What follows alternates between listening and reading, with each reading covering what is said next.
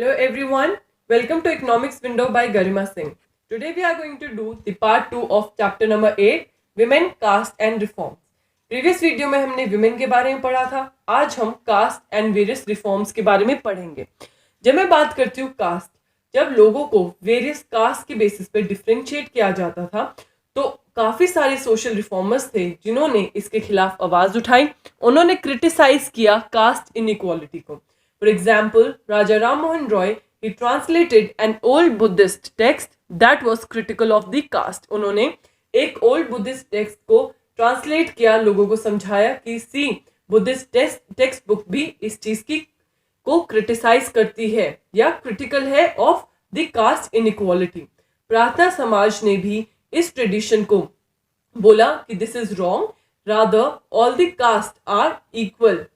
Then we'll see the Paramahansa Mandali, which was founded in 1840, which worked for the abolition of the caste system. And also we'll see various Christian missionaries which began setting up the schools for tribal groups and the lower caste children to eradicate this social caste inequality from the society. Also, with the expansion of cities, जैसे जैसे expansion of cities होती गई तो ये caste की जो discrimination है ये with time कम होती चली गई.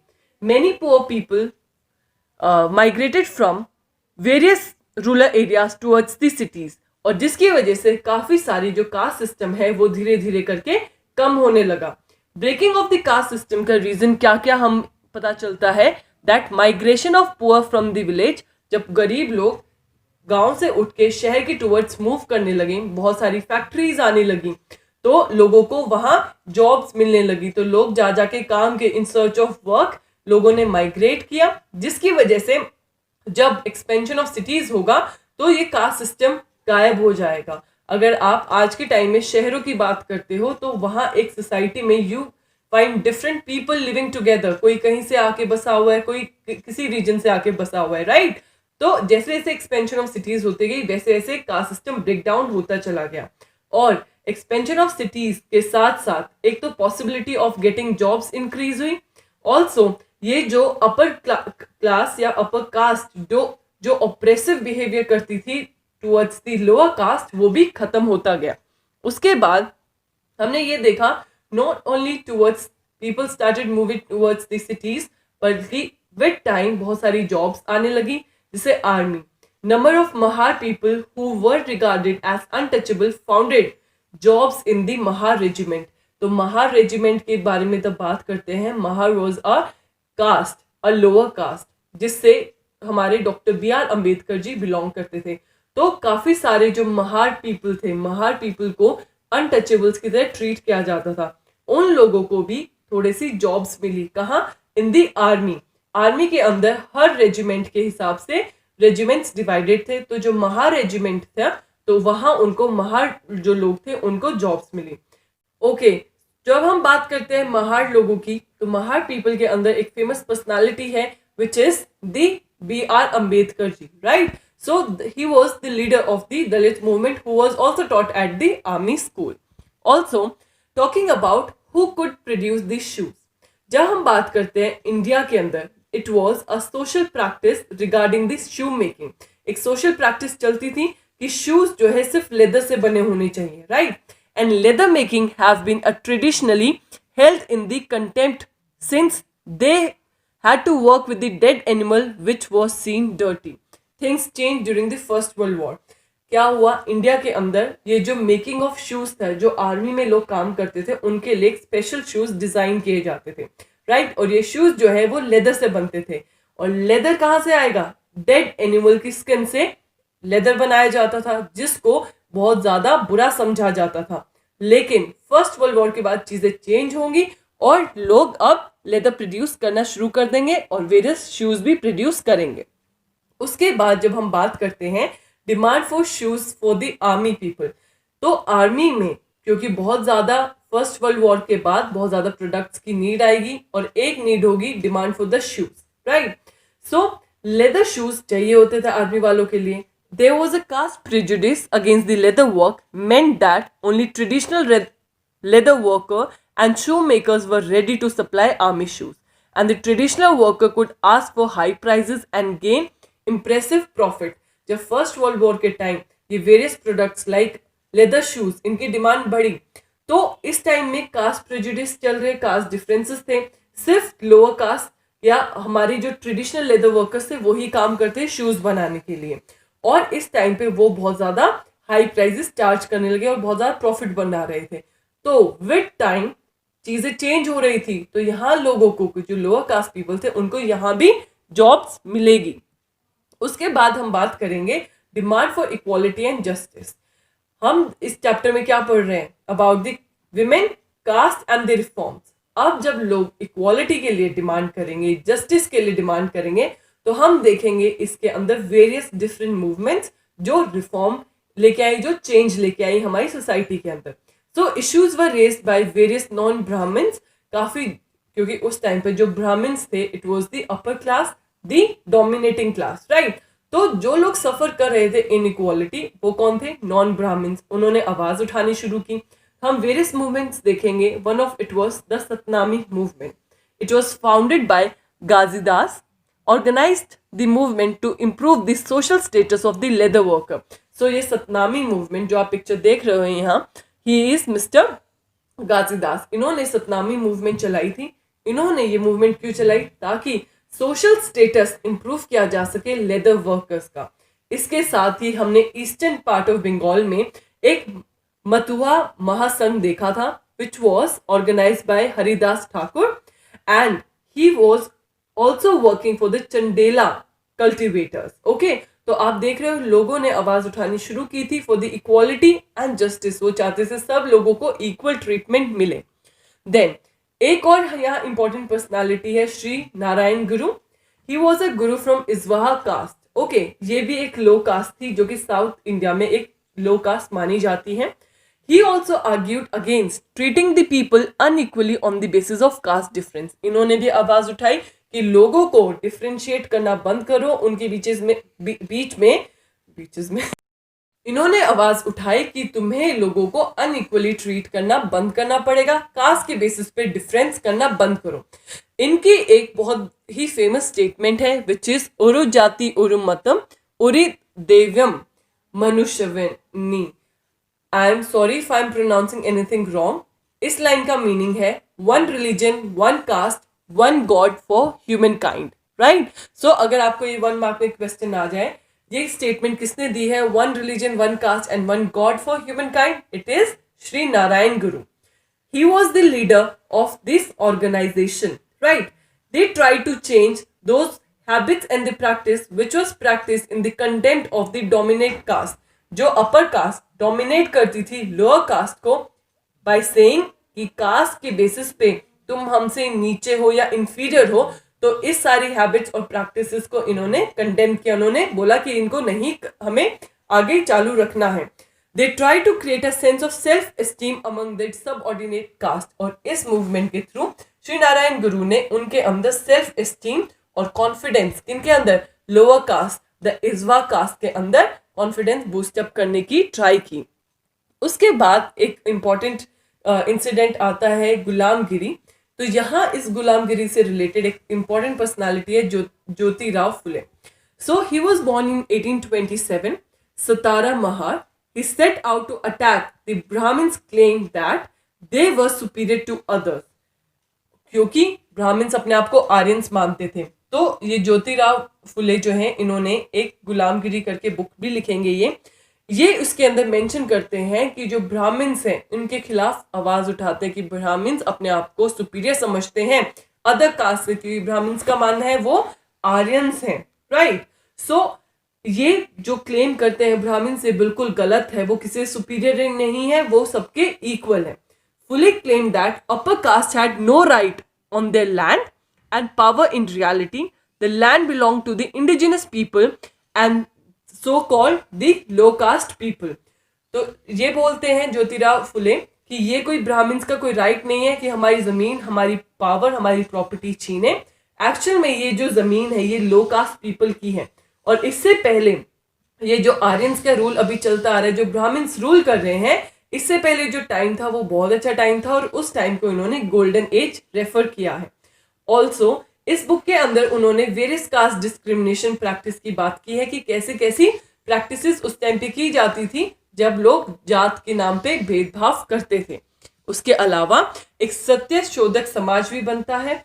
इसके अंदर ये जो गुलामगिरी बुक है उसके अंदर फुले ने 1873 के अंदर इस बुक के अंदर सब चीज का मेंशन किया था कि कैसे डिस्क्रिमिनेशन होती है, और यहाँ उसने कंपैरिजन किया था अमेरिकन सिविल वॉर से। जैसे अमेरिकन सिविल वॉर के अंदर डिफरेंशिएशन किया जा रहा था लोगों के कलर के बेसिस पे, on the basis of white and black, same चीज हमारे यहाँ इंडिया में हो रही थी on the basis of caste. उसके बाद आते हैं फुले के बारे में हम और पढ़ते हैं, ज्योतिराव फुले के बारे में। He also extended his criticism of the caste system. उन्होंने सारी फॉर्म्स ऑफ इनइक्वालिटी के बारे में बात की। उन्होंने अपर कास्ट विमेन के बिहेवियर के बारे में बात की। जो लैंडलेस लेबर्स हैं, जो लो क्लास पीपल है, उनको कितनी ज्यादा ह्यूमिलेशन, कितनी ज्यादा मुसीबत का सामना करना पड़ रहा था, उन सब चीजों के बारे में भी बात की। और इसके बाद हम बहुत सारी रिफॉर्म्स देखेंगे जो विद टाइम हमें दिखाई देंगे। फिर हम बात करते हैं who could enter the temples. तो बी आर अम्बेडकर जी ने एक टेम्पल एंट्री मूवमेंट चलाई इन 1927, क्योंकि उस टाइम पे क्या था, जो ब्राह्मण्स थे, जो प्रीस्ट थे, they outrage that Dalit used water from the temple. उन्होंने बोला है जो लो कास्ट पीपल हैं, जो दलित है, वो मंदिर में नहीं आ सकते हैं क्योंकि वो फिर मंदिर का पानी यूज करते हैं। तो अंबेडकर जी ने इसके खिलाफ टेम्पल एंट्री मूवमेंट शुरू की 1927 में। He also led 3 such movements for temple entry between 1927 to 1935. तो 1927 से लेकर 35 तक 3 ऐसी हमें टेम्पल एंट्री मूवमेंट दिखाई दी जो कि अंबेडकर जी ने ही स्टार्ट की थी। और इनका एम ये था कि हर किसी को राइट होना चाहिए टेम्पल में एंटर करने के लिए। कास्ट के बेसिस पे किसी को आप मना नहीं कर सकते टू एंटर द टेम्पल्स। उसके बाद हम doctor B R Ambedkar ji के बारे में और ज्यादा बात करें तो he was born into a Mahar family. Mahar एक लो कास्ट थी, experience caste prejudice and discrimination. तो वो क्योंकि खुद एक लो कास्ट फैमिली से बिलोंग करते थे तो उन्होंने कास्ट डिफरेंस और डिस्क्रिमिनेशन बहुत ही अच्छे से महसूस किया था on the ground reality. He was forced to sit outside the class, not allowed to drink water from the taps. तो उन्होंने अपने टाइम पे देखा था उनको क्लास में नहीं बैठने दिया जाता था बाकी बच्चों के साथ, उसको उन्हें पानी पीना अलाउड नहीं था फ्रॉम द सेम टैप जहां से अपर कास्ट के लोग या ब्राह्मण लोग पीते थे। But he was very good in his studies, he got a fellowship, उनको स्कॉलरशिप मिलती है और फिर वो हायर स्टडीज के लिए आउट ऑफ इंडिया जाते हैं। He came back to India in 1990 और उसके आने के बाद उन्होंने बहुत अपनी आवाज उठाई for the cause of the upper caste domination, कि जो हमारी सोसाइटी है उसके अंदर लो कास्ट पीपल के साथ कितना बुरा व्यवहार किया जाता है। उसके बाद हम देखेंगे नॉन ब्राह्मण मूवमेंट्स। बेसिकली इस टाइम पे हम देखेंगे कैसे एजुकेशन, वेल्थ और सारे जो इन्फ्लुएंसेस जो बाकी सोसाइटी में है वो कैसे शेप लेंगे। अब नॉन ब्राह्मण मूवमेंट स्टार्ट होगी। ये लोग आर्ग्यू करेंगे जो कि ब्राह्मण्स हैं that they are the heirs of the Aryan invaders वे who came from the north and conquered the southern land of the India. तो ये बोलते हैं नॉन ब्राह्मण मूवमेंट में जो ये ब्राह्मण्स हैं जो रूल कर रहे हैं ये बाहर से नॉर्थ से आए हैं और उन्होंने आके साउथ में अपना कब्जा जमा लिया है और ब्राह्मण्स ही आर्यंस के बच्चे हैं। Now they challenge the Brahminical claims to power. वो बोलते हैं, ये जो बोलते हैं कि हम ही सुपीरियर है, हम ही अपर क्लास है, तो ये सब क्लेम गलत है। और ऐसी एक पर्सनालिटी है ईवी रामास्वामी नायकर और Periyar. The picture you are seeing on your screen right now. Then EV Ramaswamy Naicker या पेरियार ने इन्होंने क्या किया, he had been ascetic in his early life, studied Sanskrit scriptures and became a member of Congress. He got hurt at the fest organized by the nationalists where he was sitting, where the sitting arrangement were made following the caste distinction. Basically ये पहले अपनी early life में बहुत ज़्यादा social नहीं थे, इन्होंने Sanskrit scriptures पढ़ी और ये फाइनली एक मेंबर ऑफ कांग्रेस बने। इनको सबसे ज्यादा पहली बार कास्ट डिस्क्रिमिनेशन का फील हुआ जब वो एक फेस्ट में पहुंचे जहां नेशनलिस्ट मूवमेंट के लिए, हमारे नेशनलिस्ट मुद्दे के लिए सब लोग इकट्ठे हुए थे और उन्होंने देखा जो सिटिंग अरेंजमेंट है, जो बैठने की अरेंजमेंट बनाई हुई थी उधर, it was made on the caste distinction कि ब्राह्मण्स है या हमारे तो वो सबसे आगे बैठेंगे अपर क्लास, अगर शूद्रास है या लो क्लास पीपल है वो पीछे बैठेंगे, राइट। देयरफॉर यहाँ वो रियलाइज करते हैं कि कितना ज्यादा कास्ट डिस्टिंक्शन है हमारी सोसाइटी में। He argued that untouchables were true upholders of the original Tamil and Dravidian culture which was subjugated by Brahmins। ये कहते हैं जिनको तुम लो कास्ट, जिनको तुम अनटचेबल्स बोलते हो, वो असल में असली ओरिजिनल जो ये तमिल और द्रविडियन कल्चर के अपहोल्डर्स हैं। ये एक्चुअल कल्चर इन लोगों को बिलोंग करता है, ना कि ब्राह्मण्स को, राइट। तो इस करके तब वो कास्ट डिस्टिंक्शन देखते हैं, डिस्क्रिमिनेशन देखते हैं सोसाइटी में, तो वो एक सेल्फ रिस्पेक्ट मूवमेंट चलाते हैं, जिससे कि वो बोलते हैं कि will fight for the dignity of the untouchable and the low caste people. Then Periyar also outspoken, he was the outspoken critic of the Hindu scriptures. उन्होंने बहुत ज्यादा खुले आम आके बहुत ही निंदा की है जो हिंदू स्क्रिप्चर्स में लिखा है, like code of Manu, Bhagavad Gita and Ramayana. He said that these texts had been used to establish the authority of Brahmins over the lower caste and the domination of men over women। क्योंकि पेरियार बोलते थे ये जो पुरानी टेक्स्ट है, हिंदू स्क्रिप्चर्स हैं, इन text के अंदर लिखा हुआ है कि ब्राह्मण्स के पास अथॉरिटी है कि वो अपने आप को अपर कास्ट समझे और लोअर कास्ट को रूल करें। और जो बिहेवियर हम अब देख रहे हैं सोसाइटी में कि कैसे मेन डोमिनेट करता है विमेन को, ये सब भी ये हिंदू स्क्रिप्चर्स में लिखा हुआ है, इसलिए he was criticising the Hindu scriptures. Then non Brahmin movement को आगे लेके चलते हैं, तो हम देखते हैं कि काफी सारे लोग जो नॉन ब्राह्मण्स थे उन्होंने ऑर्थोडॉक्स हिंदू सोसाइटी को क्रिटिसाइज किया, उसके खिलाफ रिटेलिएट किया। ऑल्सो फाउंडेड द सनातन धर्म सभा, भारत धर्म महामंडल, हरिद्वार, ब्राह्मण सभा इन बंगाल। इन सब जितने भी ये सोसाइटीज बन रही है, जितने भी ऑर्गेनाइजेशन थी, इनके ऑब्जेक्टिव क्या थे? इन सब के ऑब्जेक्टिव थे to uphold the caste distinction as they were the cornerstone of the Hinduism. ये चाहते थे इन सारी फाउंडेशन के माध्यम से वो कास्ट डिस्टिंक्शन को रोक पाए जो सोसाइटी में हो रहा था। उसके बाद अब हम ऑर्गेनाइजेशंस के बारे में पढ़ेंगे जो रिफॉर्म लेके आए हैं। सबसे पहले है ब्रह्मो समाज। It was the first reform movement, east में भी और वेस्ट में भी। 1830 में ये ब्रह्मो समाज बनाया गया था। इसने जितने भी आइडोलेट्री और सैक्रिफाइस वाली जितने भी प्रैक्टिसेस थी उसको प्रोहिबिट करता है। ये कहता है कोई भी मूर्तियों की पूजा नहीं होनी चाहिए, कोई भी तुम्हें भगवान ये नहीं बोलता है कि तुम्हें कोई सैक्रिफाइस करना चाहिए। Rather they believed in the Upanishad, और इन्होंने बोला कि जितने भी लोग ये रिलीजियस प्रैक्टिस करते आ रहे हैं इनको बंद करो। Also it critically Drew upon the ideas of religion. Basically Hinduism और क्रिश्चियनिटी के जितने भी आइडियाज थे उनके बारे में इन्होंने क्रिटिसाइज किया। इन्होंने लोगों को बोला कि तुम्हें रैशनली हर चीज की नेगेटिव और पॉजिटिव डायमेंशन देखनी चाहिए। उसके बाद एक और मूवमेंट हम देखते हैं, Derozio and Young Bengal movement. Henry Louis Vivian Derozio, he was a teacher, Anglo Indian थे वो, हिंदू कॉलेज में ही वॉज अ टीचर। 1820 में वो अपने जो लिबरल जो रेडिकल आइडियाज थे वो अपने स्टूडेंट्स को बताते थे। वो बोलते थे जो गलत लगता है उसको क्वेश्चन करो, और यही जो मूवमेंट थी इस मूवमेंट को बोला गया यंग बंगाल मूवमेंट। इस मूवमेंट के चलते जो उनके स्टूडेंट्स थे जो उनसे पढ़ते थे, तो उन्होंने जो हमारी ट्रेडिशनल चीजें चल रही थी, जो कस्टम्स चल रहे थे उस टाइम पे, उनको क्वेश्चन किया। उन्होंने डिमांड की कि विमेन को भी एजुकेशन का राइट है और सभी को freedom of thought and expression होना चाहिए। उसके बाद एक और हमने रिफॉर्म मूवमेंट देखी, रामकृष्ण मिशन एंड विवेकानंद जी के बारे में तो आप सब जानते हैं। तो जो ये परमहंस रामकृष्ण थे, Ramakrishna Paramahamsa, he was the guru of Swami Vivekananda. तो विवेकानंद जी इनके फॉलोवर थे। इन्होंने मिलके किन आइडियाज पे स्ट्रेस किया? Ideas of salvation through social service and selfless action. उन्होंने बोला अगर आपको सेल्वेशन करनी है, भक्ति करनी है, तो आपको लोगों की सोशल सर्विस करो बिना ये सोचे कि तुम्हें बदले में उसके क्या मिलेगा।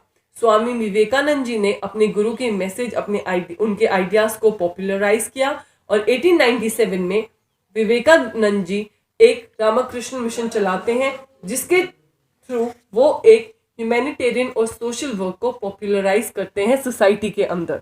फिर हम देखते हैं प्रार्थना समाज। It was established in 1867 at Bombay by Atmaram Puddu Rang। सो इनके साथ केशव चंद्र सेन और महादेव गोविंद रानडे भी थे, जिन्होंने मिलकर समाज बनाया था। ये समाज बेसिकली कास्ट रिस्ट्रिक्शन को रिमूव करना चाहता था, चाइल्ड रीमैरिज के अगेंस्ट एक्शन लेना चाहता था, ये चाहता था कि विमेन को एजुकेशन प्रोवाइड की जाए और विडो रीमैरिज के ऊपर जो बैन है उसको हटाया जाए। ये रिलीजियस मीटिंग जो हो रही थी हिंदुइज्म, बुद्धिज्म या क्रिश्चियन टेक्स्ट को लेके उसको बैन करता था, उसको मना करता था, प्रोहिबिट करता था। उसके बाद एक और समाज हमने देखा, Veda Samaj. It was established in Madras in 1864। ये ब्रह्मो समाज से इंस्पायर होकर बनाया गया था। एक बार तब 1864 में के श्रीधालु नायडू कैलकाटा विजिट करते हैं, तो ब्रह्मो समाज जैसे एक इंस्टीट्यूशन वेद समाज सदर्न इंडिया में लाने के लिए इंस्पायर होते हैं। इन्होंने भी, वेद समाज वाले जो लोग थे, इन्होंने भी कास्ट डिस्क्रिमिनेशन के अगेंस्ट काम किया।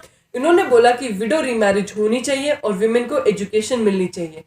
They also believed in one God, और जितने भी ये सुपरस्टिशन वाले जो प्रैक्टिसेस थे उनको कंडेम करता था, उनको बोलता था इनमें अंधविश्वास में विश्वास नहीं करना चाहिए। इसके बाद हमने एक और अलीगढ़ मूवमेंट की बात करेंगे, सैयद अहमद खान। इन्होंने मोमडन एंग्लो ओरिएंटल कॉलेज बनाया अलीगढ़, जो कि later on Aligarh Muslim university बन जाता है। यहाँ मॉडर्न एजुकेशन को इनकलकेट किया गया कि हम मुस्लिम्स को एजुकेशन प्रोवाइड करेंगे, प्लस ये जितनी भी वेस्टर्न या मॉडर्न एजुकेशन है इसके साथ कंबाइन करके। बेसिकली ये अलीगढ़ मूवमेंट जो है ये रेनेसेंस लेके आएगी, एक चेंज लेके आएगी इन दी मुस्लिम एजुकेशन। ये इसके इम्प्लीकेशन हम रिलीजियस लाइन पे भी देखेंगे, पॉलिटिक्स में भी देखेंगे और कल्चरली भी देखेंगे कि इंडियन सब कॉन्टिनेंट पे कैसे चेंज आएगा। उसके बाद एक ऐसे ही रिफॉर्म मूवमेंट हम सिंह सभा मूवमेंट देखते हैं। It was basically about the Sikh people. Okay, तो सिख लोगों ने मिलकर एक ऑर्गेनाइजेशन बनाई सिंह सभा इन 1873। इन्होंने भी बोला ये जितने अंधविश्वास हैं, जो सिखिज्म के लोग हैं जो अंधविश्वास में बिलीव करते हैं, उनको अपोज किया। जो कास्ट की बेसिस पे लोगों के बीच में डिफरेंसेस क्रिएट करते हैं उनको अपोज किया। और इन्होंने बोला जितने भी ये प्रैक्टिसेस नॉन सिख लोग कर रहे हैं इसको बंद करो, बल्कि अच्छे से रहो सब लोग मिलके। इन्होंने एजुकेशन को प्रमोट किया among the Sikh by combining it with the modern science. और इसके चलते हमने देखा खालसा स्कूल और कॉलेजेस एस्टैब्लिश किए गए पंजाब में, और खालसा कॉलेज एट अमृतसर इन 1892 एस्टैब्लिश किया गया। So guys, by this we have completed our chapter number 8 of history. Thank you for watching this video, and if you like this video then do not hesitate to press in that thumbs up icon, and also if you are new to my channel then make sure you like, share and subscribe to Economics Window by Garima Singh for more amazing content coming your way.